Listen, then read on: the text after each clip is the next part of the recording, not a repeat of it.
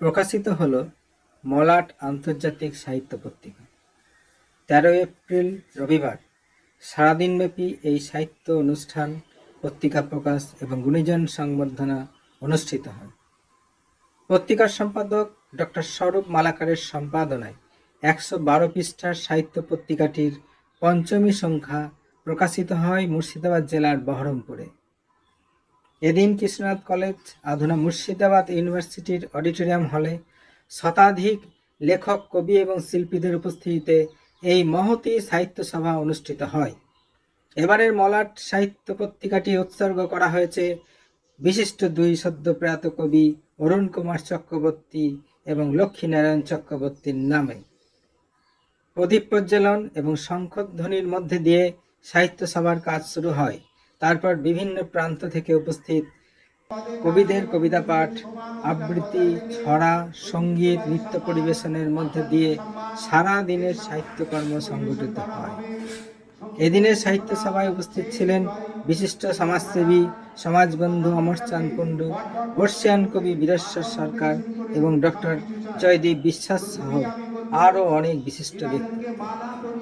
এদিন রাজ্যের কৃতি সাহিত্যিকদের আচার্য সম্মান, বঙ্গরত্ন সম্মান, কবিরত্ন সম্মান, লালন ফকির স্মৃতি সম্মান সহ আরও অনেক সম্মান প্রদান করা হয় বীণাপ্রেমী চ্যারিটেবল ট্রাস্টের পক্ষ থেকে।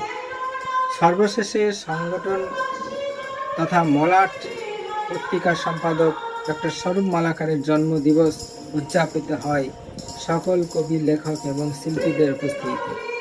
অনুষ্ঠানটি সঞ্চালনায় ছিলেন কবি সরস্বতী মণ্ডল।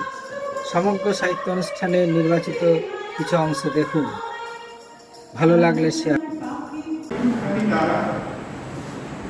বাতাসে আজ লাগলো আকাশ হবে স্বচ্ছ প্রেমী কৃষ্ণ।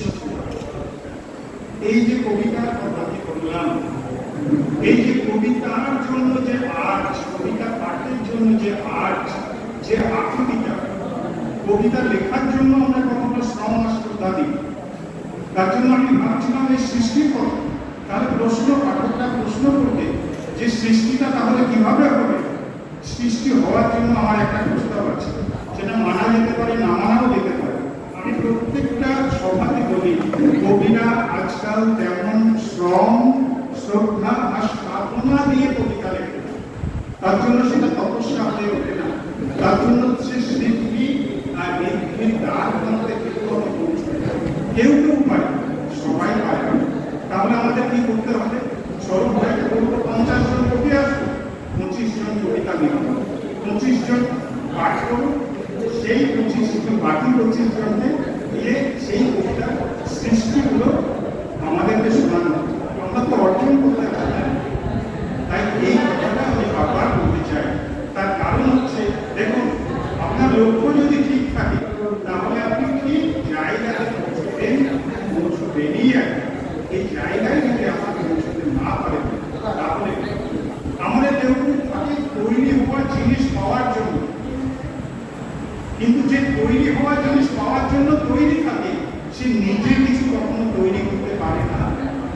তাই বলছে, সৃষ্টি করতে গেলে সৃষ্টির মধ্যে